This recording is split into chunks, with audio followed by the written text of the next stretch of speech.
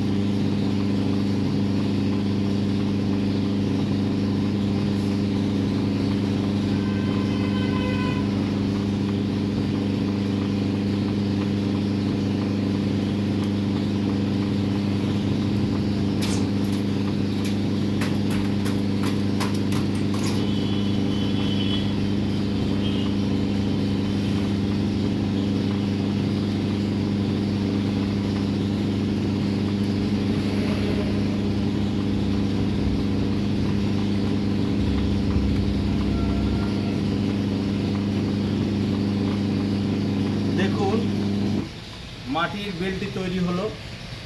এটাকে এভাবে করে ঘন্টার আকারে বাজবে।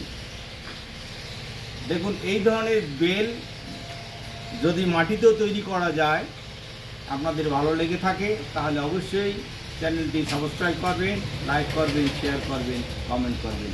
আপনাদের অসংখ্য ধন্যবাদ।